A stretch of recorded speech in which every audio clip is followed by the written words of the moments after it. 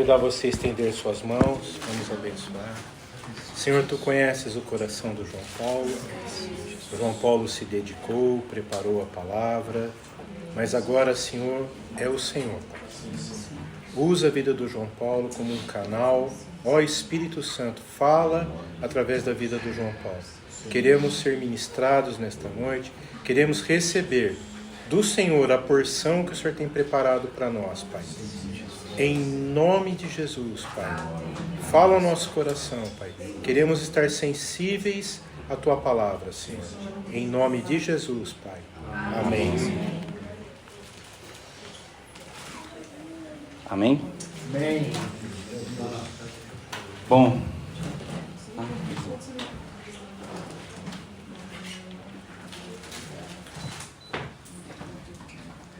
Mais uma oportunidade, né? Já estou quase chegando na 10ª, hein? Essa é a número 9. E essa daqui é mais uma da série Parábolas de Jesus. Acredito que o Cleito brincou, né? Mas aí eu já comecei a guardar como se sendo de uma série.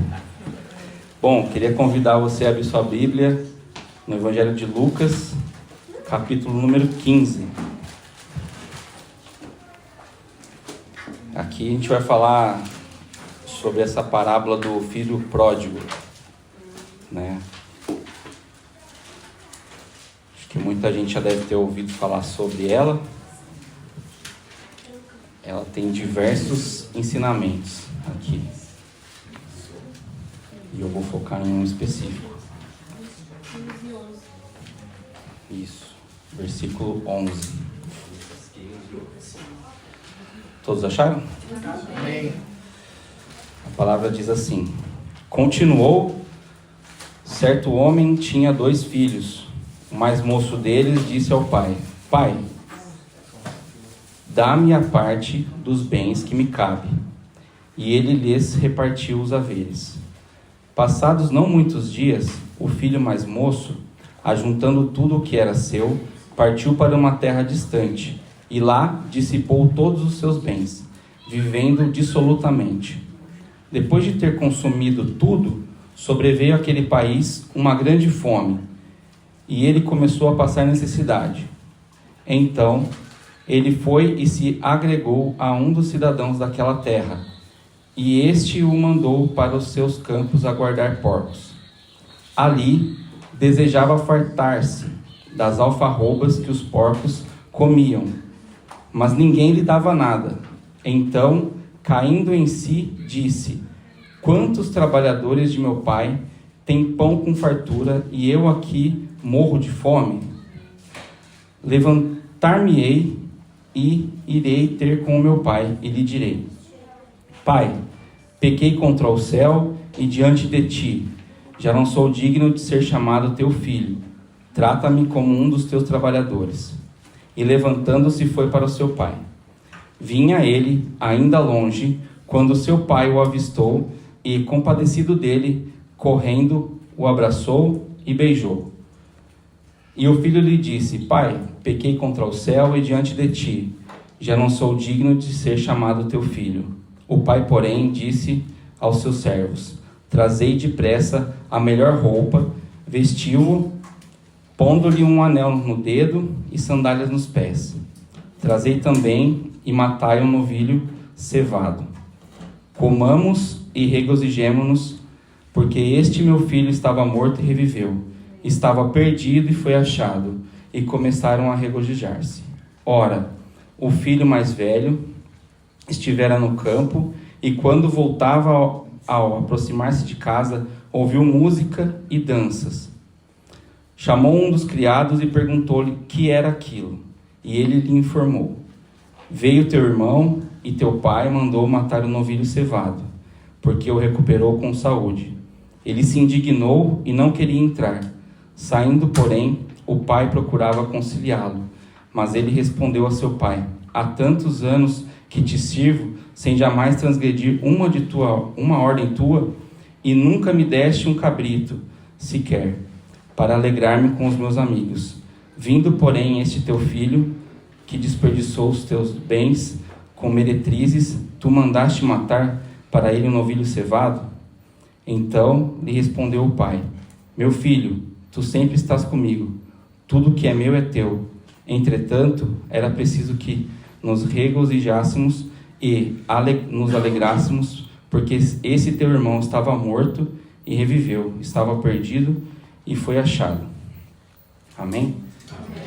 Senhor, obrigado por mais um dia de vida, Pai. O Senhor tem nos trazido até aqui, nos conduzido nessa jornada, Pai. Que o Senhor possa nos revelar mais de Ti, que nós possamos estar atentos à Tua palavra, Pai, e que nós possamos depois aplicar ela, Pai, em nossas vidas. Amém. Em nome de Jesus. Amém. Bom,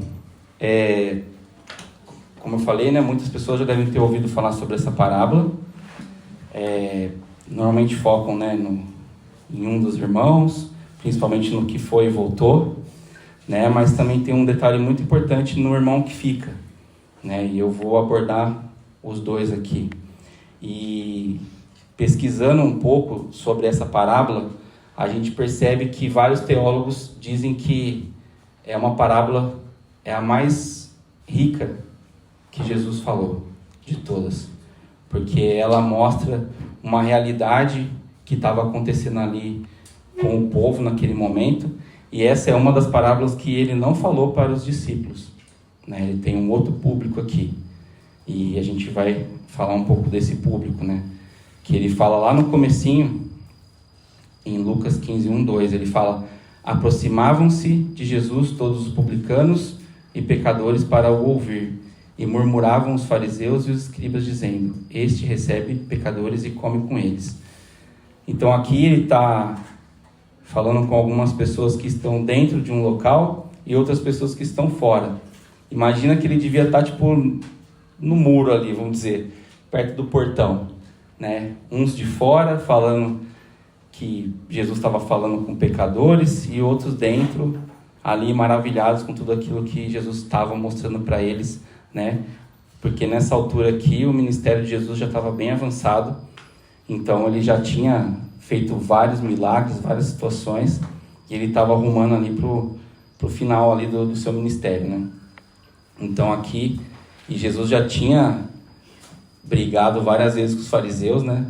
Até a gente foi ver o The Chosen aí lá no cinema, e essa temporada agora vai focar nisso, né? Porque os fariseus agora vão para cima de Jesus, né? Ele provocou os caras, agora eles querem ir para cima. Então aqui Jesus já tinha provocado bastante os caras, estava todo mundo já atrás deles, né, dos discípulos de Jesus, porque eles queriam que Jesus blasfemasse, fizesse qualquer coisa para eles poderem prender ele e, consequentemente, né, o matar, né? Mas Jesus era esperto. Ele não...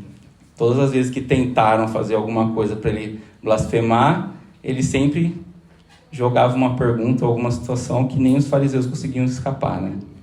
Então a gente tem que ser como Jesus, né? Igual aquele dia eu falei, né? Passar a perna no diabo lá é só não cair nas armadilhas, né? Então aqui no caso Jesus também não caía. E Jesus ele era muito bom, né? Muito didático. Então ele pegava as situações ali do momento e colocava para as pessoas, sem elas nem perceberem, já estavam totalmente envolvidas. E aqui ele fala, né, de publicanos e pecadores, que é o primeiro grupo de pessoas.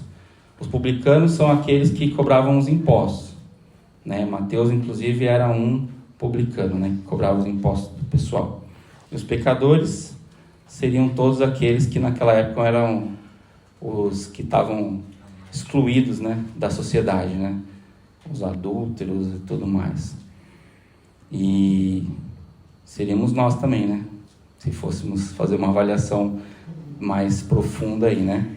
E do outro lado tinha fariseus e escribas.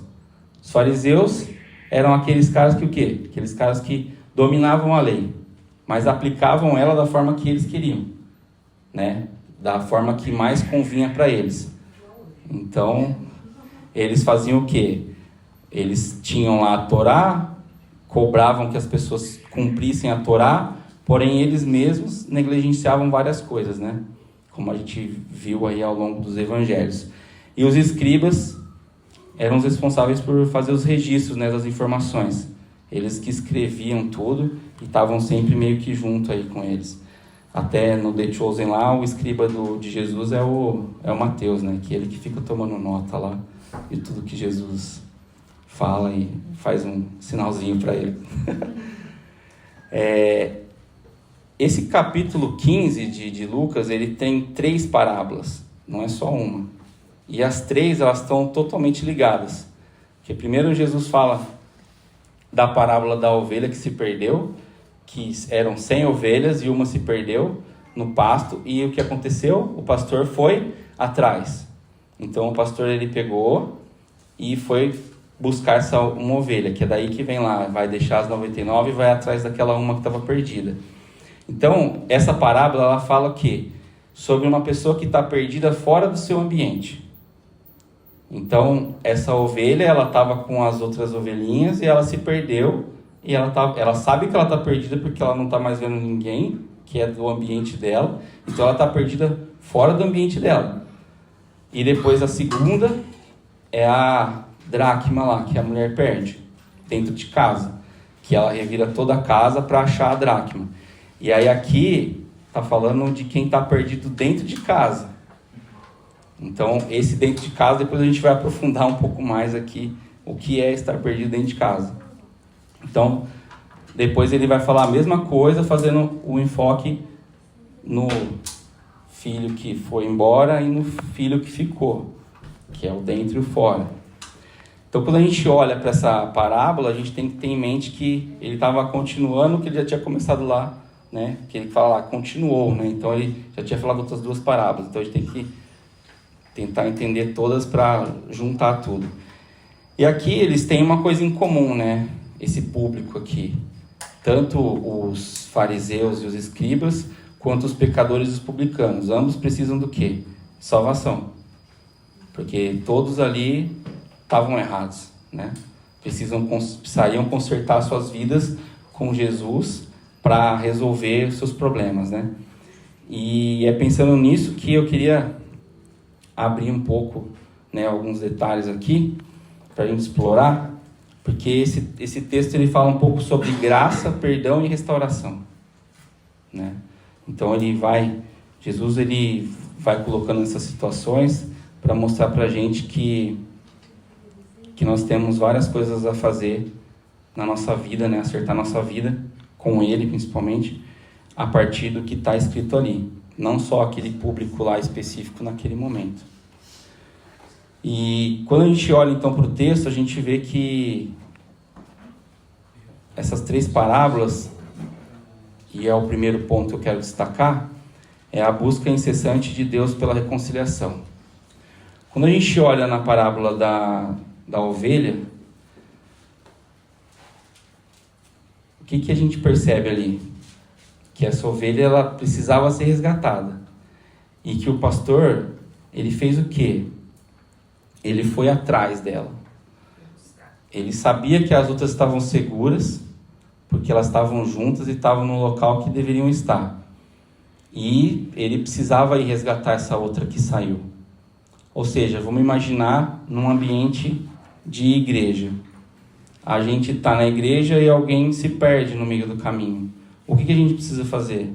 A gente tem que ir buscar essa pessoa. Tentar resgatar ela. Porque pode ter acontecido alguma coisa no meio do caminho, alguma situação, que ela se perdeu. Às vezes ela teve uma decepção, teve alguma situação, e ela se perde.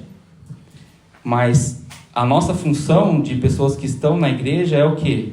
É ir atrás dessa pessoa. E não medir esforço para trazer ela de volta.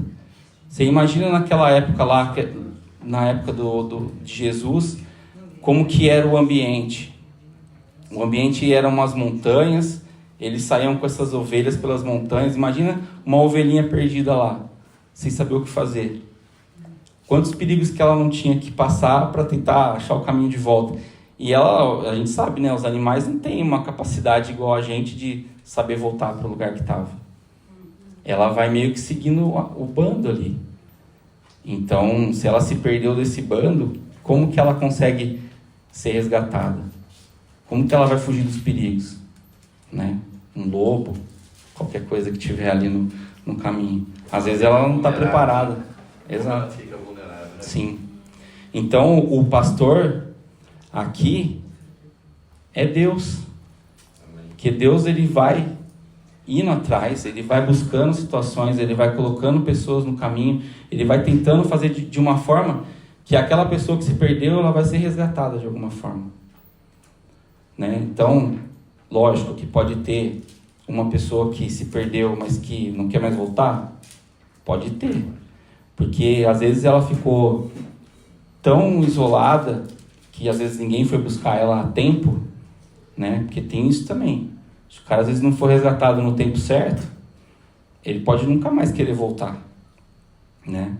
Porque se a gente for parar e pensar, a pessoa vai ficando com o coração duro, né? Ela vai ficando presa naquelas situações que ela está vivendo e não consegue.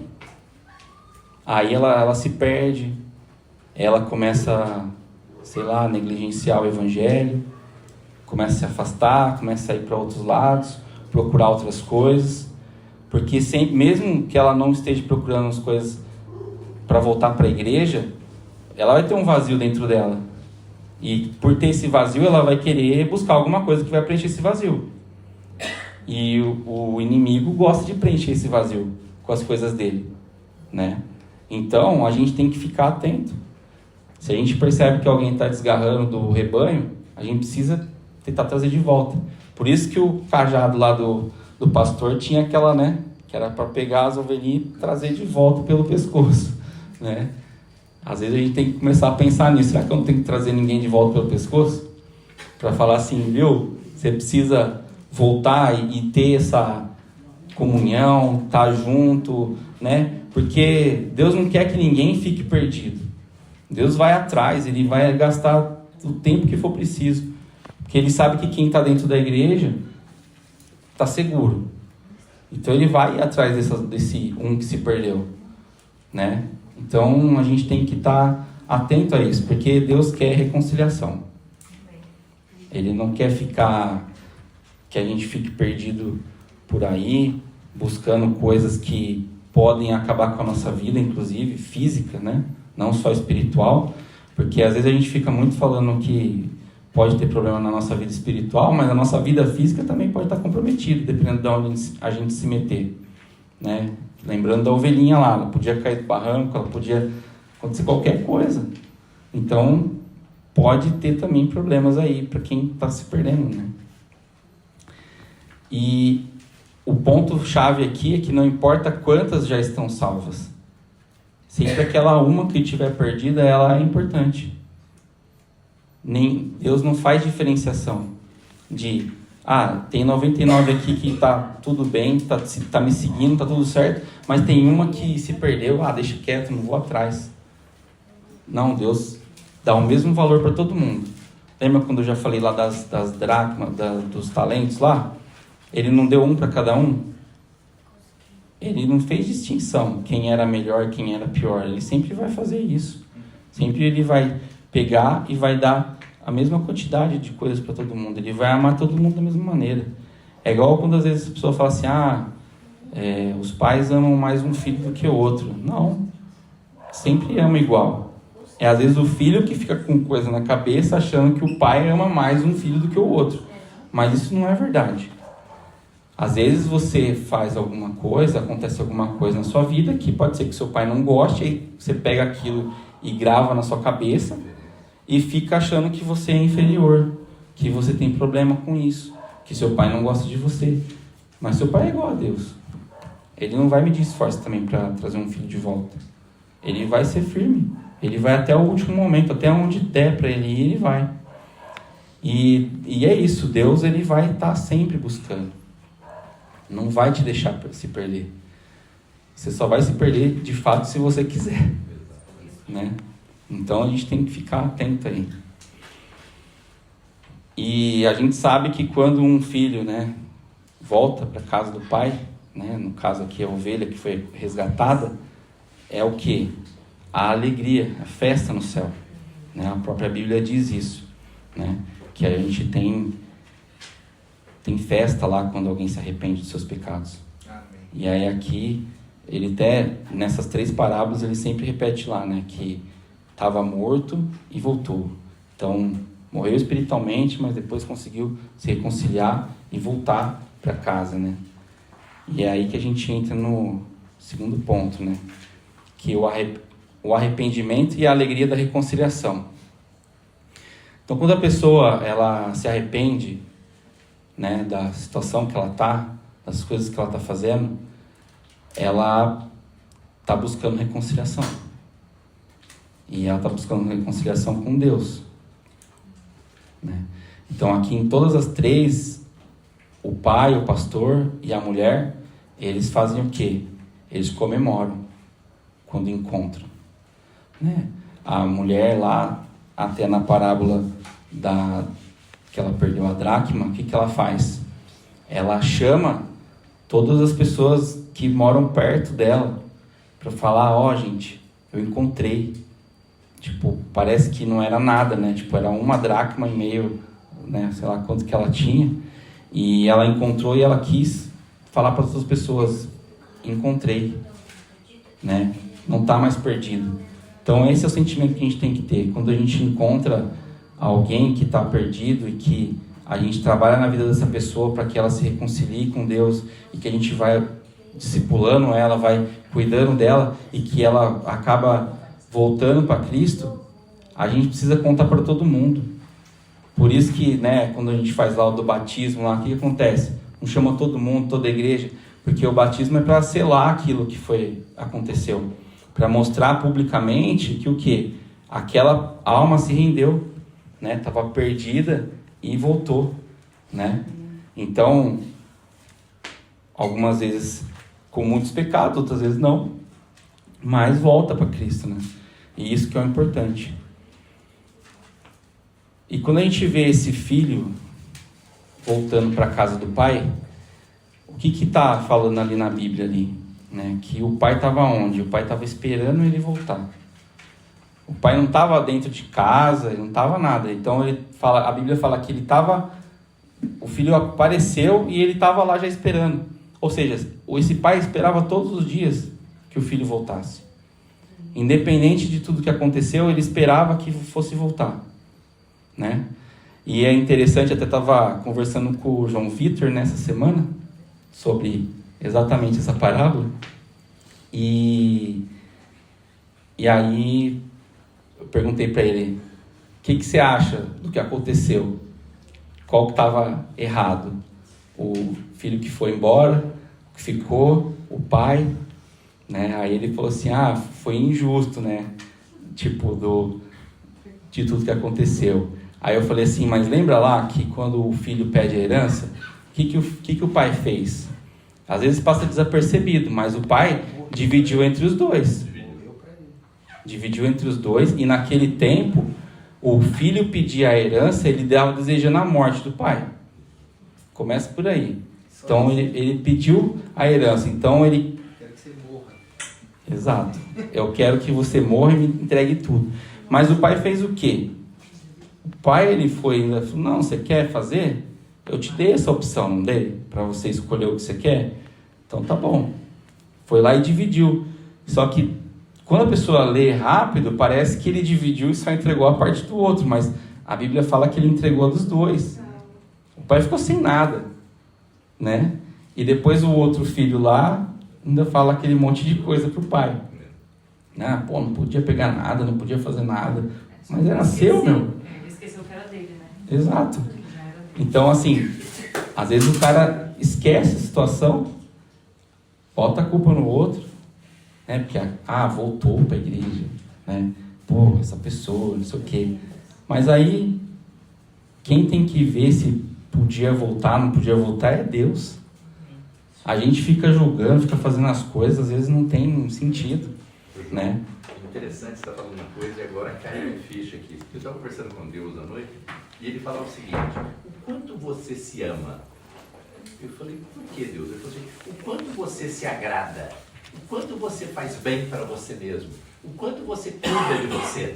Porque se você não se amar e cuidar de você, que às vezes eu vejo o seguinte, as pessoas até fazem coisa para os outros, mas não faz para si. Entendeu? Assim, vamos imaginar uma coisa simples. De repente você tem vontade de comer alguma coisa gostosa. Você tem dinheiro para isso, você não come. Tá? Então você tem vontade de comprar uma coisa para te agradar, você não compra. Então, quanto você se alegra fazendo tudo aquilo para você mesmo? Como você se ama? Como você cuida de você, da tua saúde, sabe? Olhando assim para dentro de você e olhando assim.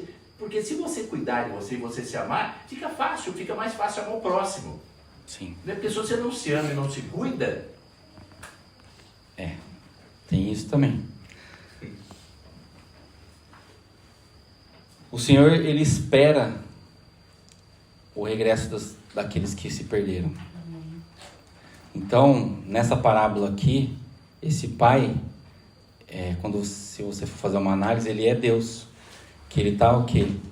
Ele está esperando aqueles que estão perdidos voltarem. Porque ele não quer que ninguém fique perdido, né? O pastor busca a ovelha, a mulher procura a dracma e Deus espera que a gente volte para ele. Porque Deus, ele nos deu a opção de escolher. Ele nos deu a opção de escolher, mas para escolher aquilo que vai nos aproximar dele. Que é aí que muitas pessoas confundem lá a questão do livre-arbítrio. Porque a pessoa fica com isso na cabeça, o livre-arbítrio, e aí o mundo prega hoje que o quê? O livre-arbítrio, a pessoa pode fazer o que ela quer, que ela pode ser o que ela quer, ela pode fazer tudo, que está tudo certo. Mas só que quando você para analisar, Deus, ele quer que você escolha aquilo que vai te aproximar dele. Mas ele te deixa escolher, para você ver que você escolheu errado. Que é um jeito dele te corrigir. E muitas pessoas às vezes não conseguem enxergar isso. Enxergar que estão fazendo escolhas na sua vida que estão afastando de Deus, né? Porque muitas vezes as escolhas nossas, elas nos afastam de Deus. Vou fazer aquilo ali, mas vai ser só hoje. E isso vai te afastando. Dependendo do que você fizer, você vai ser pego e aí você vai acabar se distanciando cada vez mais, né? Vai negligenciar a sua vida com Deus, né? Até, de novo com o João Vitor, né? A gente estava ouvindo uma música que fala, né? Chama Não É Apenas um Rolê. E é sobre essa parábola, essa música. E aí ele fala, né? Que cansou de ficar perdido no vento ali, né? Porque tá indo, sendo levado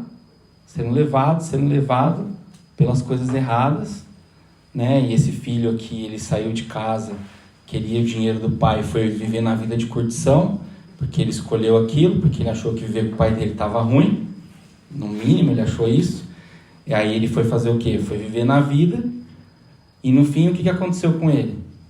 Ele acabou desejando comer a comida dos porcos, porque ele estava... Porque provavelmente enquanto ele tinha dinheiro, os amigos estavam ali com ele, né? Pô, que legal, vamos aí, vamos fazer. E foram só torrando a grana do cara. Foi acabando com tudo. Porque muitas pessoas estão com as outras, por quê? Por interesse. E o mundo tem muito disso, né? Então a pessoa fica perdida nesse negócio. E vai. E uma hora ela cai em si. Que foi o que aconteceu com esse filho. Ele entendeu que ele tinha as coisas com o pai dele. Porque ele fala ali, até os empregados do meu pai comiam melhor do que eu estou comendo hoje. E eu decidi sair da casa do meu pai. Eu decidi ir embora. Para quê? Para viver no mundo e viver apenas o rolê lá, né? Ficar só naquele momento. Só uma curtição. Só uma saída à noite. Só uma coisa. Porque é isso que o mundo te dá. É um dia, é uma noite, um mês, 2 meses, 1 ano. Pode te dar, pode te proporcionar. Mas nem sempre é isso que vai te satisfazer sua vida. E a hora que você cai em si, aí você está sozinho, sem ninguém, sem a família e longe de Deus. E aí? Valeu a pena? Valeu a pena você fazer todas essas escolhas na sua vida? Né? Então, no final, ele estava nesse trabalho que era indigno, porque se a gente for lembrar os porcos lá naquela época eram um animal impuro, né? Então, imagina a situação, e ele desejando comer a comida do porco, né? Que a gente sabe muito bem o que é, né? Como que é, o que eles comem, né? Então, assim, o cara tava ali e é aquilo, o diabo, ele vai te proporcionando situações, ele vai te proporcionando coisas, você vai cada vez mais se enrolando nas situações, só que uma hora ele chega e fala assim, opa, e cobra. E quando que foi a cobrança aqui? Quando ele teve que se humilhar e ir lá, né, fazer aquilo, né, pedir emprego pro cara. Porque o diabo, ele faz o quê? Ele tira a tua identidade, ele tira a tua dignidade e ainda te humilha, né? Ele faz tudo isso com você. Porque você trocou uma vida com Deus por uma vida de um momento, né? Então, será que tudo isso vale a pena? Será que a gente deve realmente escolher viver pela carne? Né? Acho que às vezes a gente não para e não se pergunta antes de tomar uma atitude. A gente acaba fazendo, porque as coisas hoje em dia são tão automáticas, a gente toma decisões tão no impulso, que às vezes a gente está satisfazendo a carne e esquecendo de discernir no espírito. E isso vai acabar fazendo o quê? Vai acabar nos afastando. E vai dando essas falsas sensações de que você escolheu certo. De que você escolheu aquilo que era para ter sido escolhido. Uma vez que não era. Então a gente tem que tomar cuidado com isso. Por isso que é importante, antes de tomar decisões, de fazer as coisas, parar, orar e discernir. E esperar o momento certo de agir. Porque se a gente sai fazendo as coisas do nada, vamos fazer. Pode dar certo? Pode. Não vou falar que não vai dar certo. Mas só que a chance de dar errado é muito maior, né? É muito maior. E aí a gente se perde nessas coisas. A gente acaba, né, caindo em armadilhas, em situações que a gente não deveria cair. Porque se a gente tivesse parado, pensado, orado, pedido discernimento de Deus para aquelas coisas, a gente não cairia em certas armadilhas. Então a gente tem que ficar atento, né? E acho que nessa parábola fica bem claro, né? Que se você toma uma escolha que não agrada a Deus, né? Ele deixa, mas depois você tem que assumir as consequências daquilo que você escolheu. Isso que você fala é fundamental, porque mesmo ele fazendo tudo isso, ele teve a mesma atitude de quando ele saiu. Não houve uma interpretação do pai da família que ele estava voltando. Ele decidiu e ele foi na presença. Sim. Hoje, no dia a dia, existe às vezes uma interpretação. Você tem que sondar o coração se a pessoa voltou, não voltou, o que seja, o que for. Mas essa parábola, ela ensina, Cristo ensina claramente assim, com todos podem ocorrer isso. A questão é que a mesma atitude que você teve no início para se distanciar, ela deve ter a mesma reciprocidade para a volta. Sim. Porque não foi diferente, o pai não ficou insistindo, a parábola não fala isso. O pai insistiu para que ele voltasse, mandou um trabalhador para que ele voltasse. Ele caiu em Deixou si. ele viver lá. Ele caiu em si e ele tomou, eu preciso voltar. E com uma consciência de humildade. Exatamente. Falando, e aí fecha, o ensino fecha de uma maneira maravilhosa, que você falou, da consciência dele voltar e falar, eu preciso lá, mas só que eu não volto como filho. Eu tenho que me retratar. Ele aceita ser o trabalhador. Então, ele fala, ele vai ser servo do pai dele. Esse é o poder do perdão. É a transformação. Você se humilha para ver o quanto Deus é poderoso e pode restituir. O que o Pai fez foi a restituição dele. Né? É a mesma coisa que Cristo faz conosco. Ele vê o nosso nada, né? E fala assim, poxa vida, mas ele voltou. Sim. E eu quero. Né? Foi o que você falou. O Senhor nos quer de todos os jeitos. Mas Ele quer uma pessoa quebrantada, humilhada e que peça perdão. Exato. Porque a volta é o perdão. E Deus é igual esse pai, tá lá esperando de braços abertos. Porque um coração que é arrependido, vale muito para Deus. E Deus, Ele sabe do nosso coração. A gente pode enganar homens, falando, não, vou voltar para a igreja, sei lá, vou fazer qualquer coisa, e não estou, né, nisso. Mas Deus sabe se você realmente quer aquilo. E Deus, Ele nunca vai fechar a porta para você. Ele vai sempre estar te esperando, porque Ele nunca vai te deixar na mão, vamos dizer assim, né? Você pode achar que Deus te esqueceu, você pode achar que Deus, né, te abandonou naquela situação, porque Ele podia falar assim, pô, aí agora, ninguém veio atrás de mim, meu pai me largou aqui, deixou eu sair de casa, né? Que Ele podia até virar o jogo, né? Falar assim, pô, deixou eu sair de casa, agora acabou tudo, eu não tenho nem o que comer, né? Então, é muito doido isso. E a primeira coisa que o pai fala para ele é o quê? Pega o anel e a roupa, né? Isso já tinha acontecido com outra pessoa no Antigo Testamento, né? Porque o anel aqui, a roupa, traz de volta a identidade e a dignidade da pessoa. Amém. Restitui a ela o que era dela. E que ela, por mero prazer, foi lá e abandonou, né?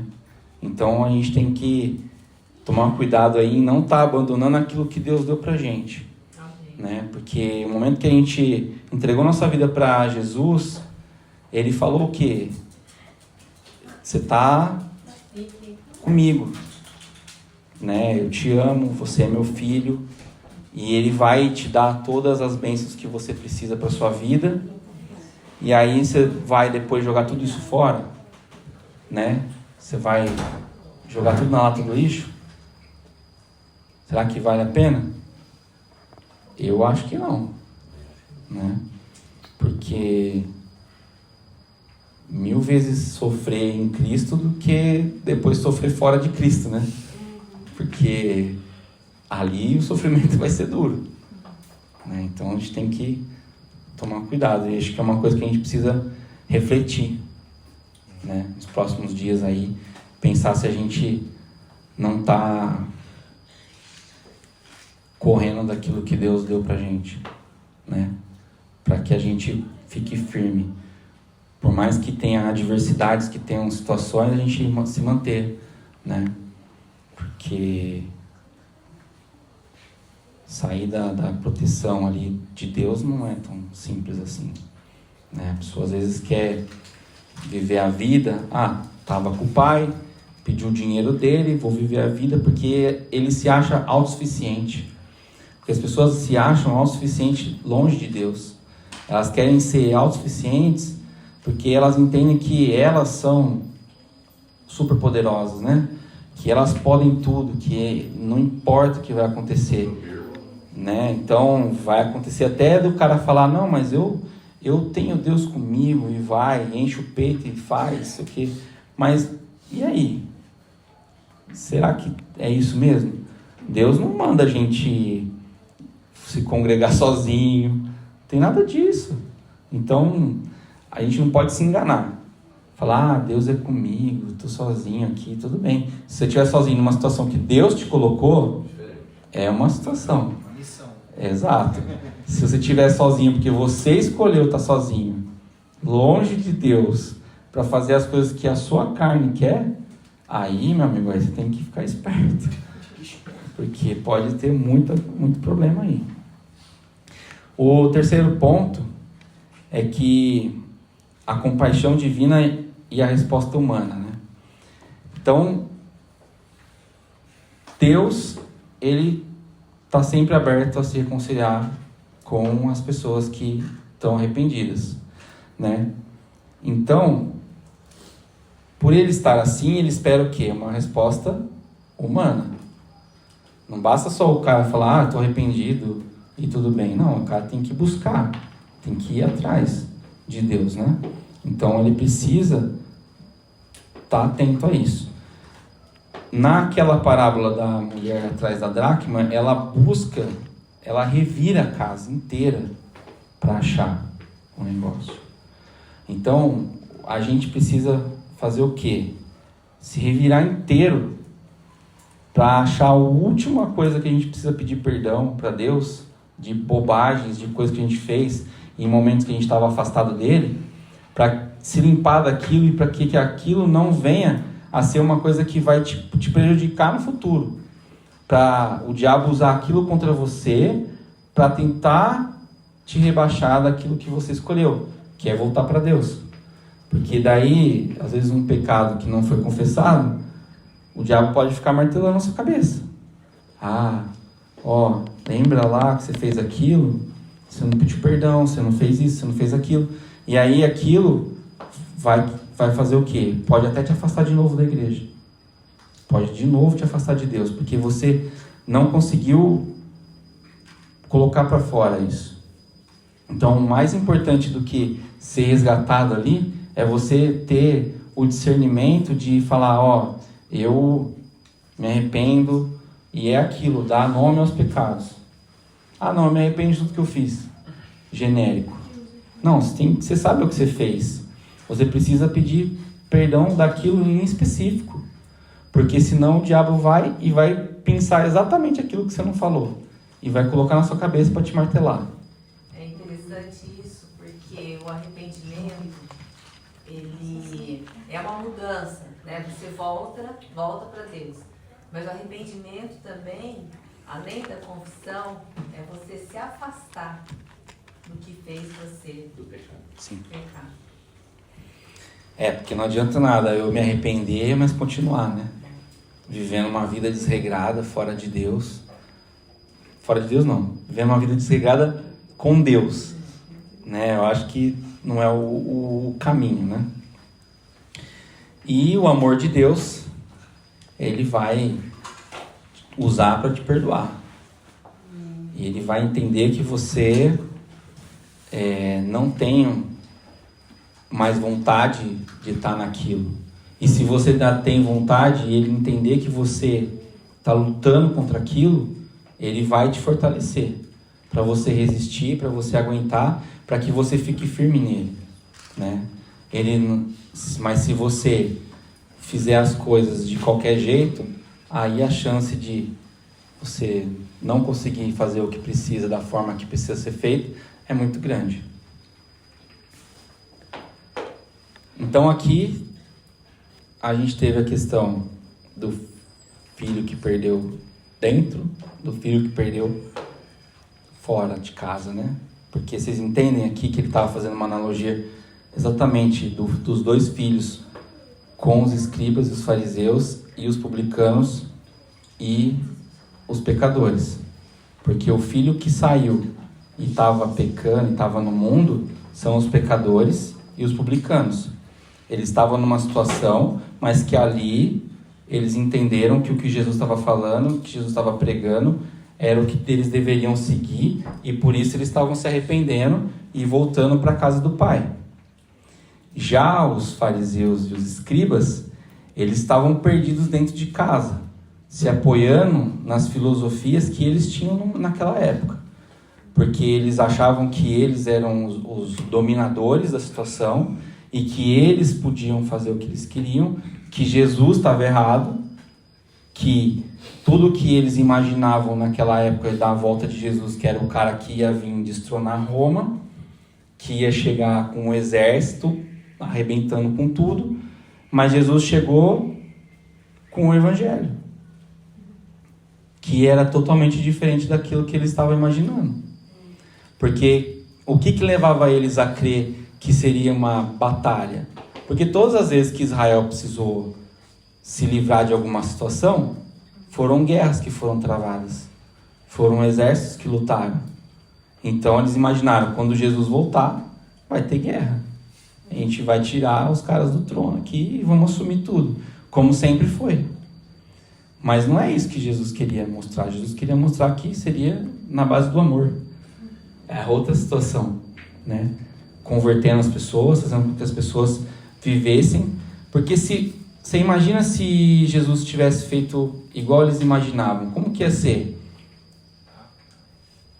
Estaria tudo errado ainda, até hoje.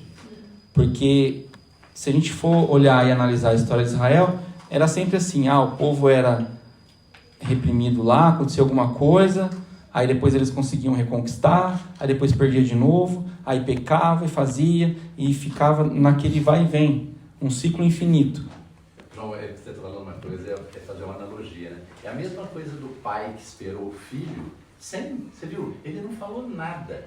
Né? Falou, poxa vida, você está voltando, você já gastou tudo, né? Porque humanamente ele estaria até certo, entre aspas, de julgar o filho que está voltando. Ele não fez isso. Como Deus também não Ou faz. até jogar na cara dele, né? Exatamente. Tá vendo? Né? Ou ter pego ele para ser um escravo e não mais um filho. Poderia. Né? Mas Deus, você vê, como o Pai restituiu, Deus faz a mesma coisa conosco. Sim. Né? Mesmo a gente não tendo direito de nada, o nosso direito é não ter direito. Né? Porque você recebeu uma herança, você não tem direito de receber uma herança. A herança é aquela pessoa que deixa, ela pode deixar tanto para os filhos quanto para qualquer um, e depois de morto. Né? Então, assim, herança é uma coisa que nenhum filho tem direito, porque o direito é dos pais que constituíram. Sim. Né? E tem filho exatamente pedindo a morte do pai para ter herança. Isso é como eu vi muito isso no banco. Né? Sim. Então não vê a hora, né? Exato. Mas Deus é Deus, né? Exato. E aí os escribas e os fariseus, eles estão perdidos dentro de casa, porque eles estão na casa do pai, né? Mas eles têm tudo ali disponível para eles, igual o filho mais velho tinha. E aí vem reclamar que nunca deu um cabritinho para ele fazer um churrasquinho com os amigos, né? E aí o que os escribas faziam? A mesma coisa. Estavam o quê?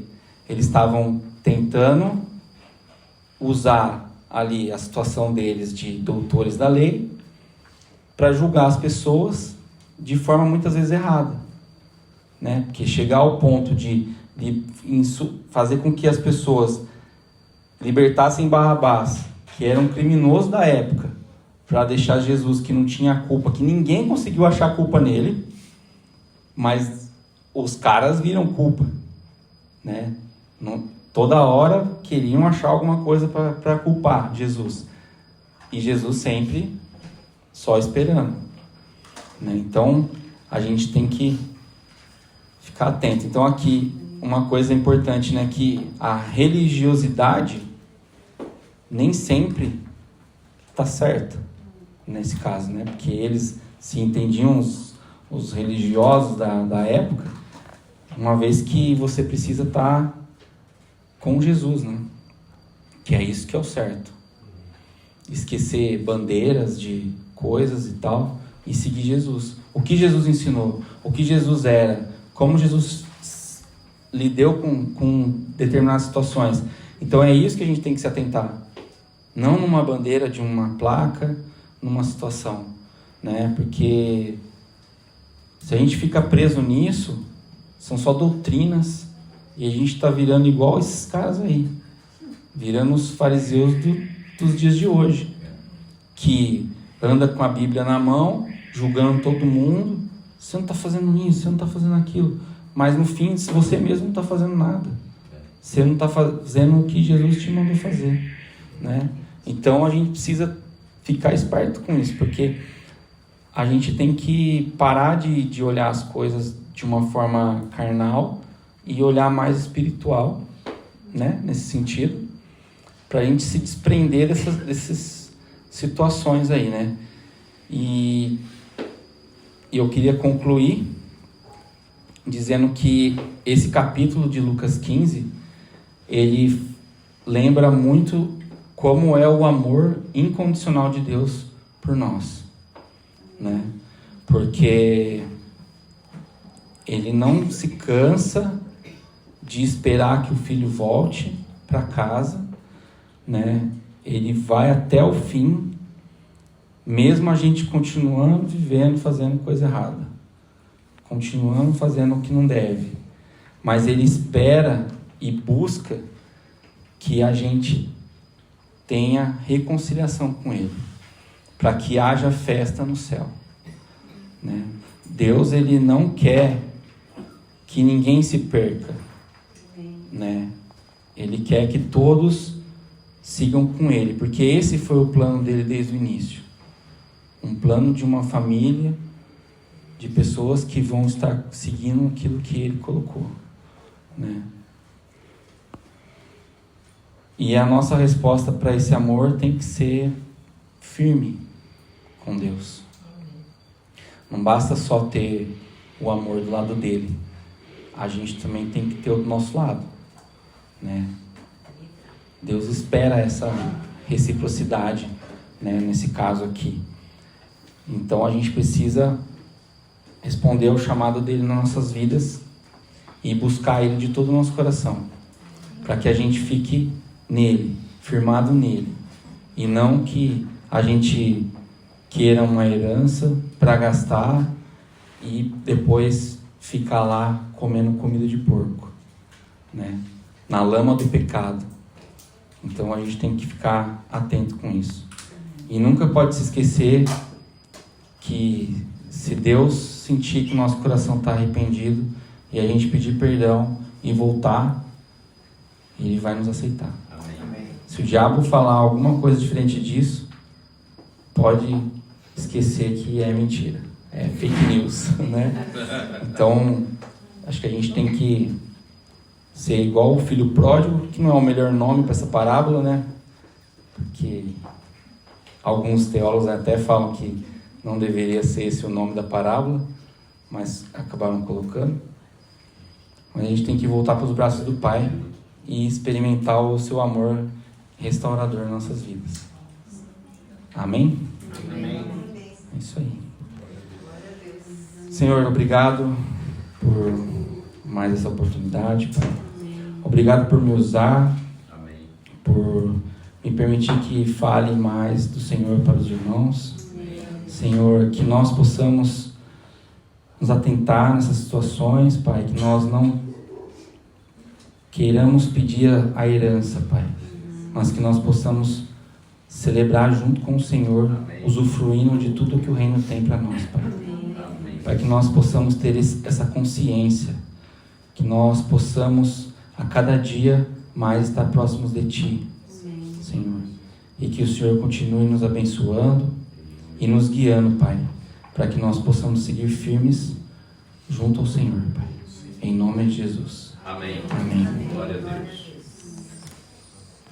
Obrigado.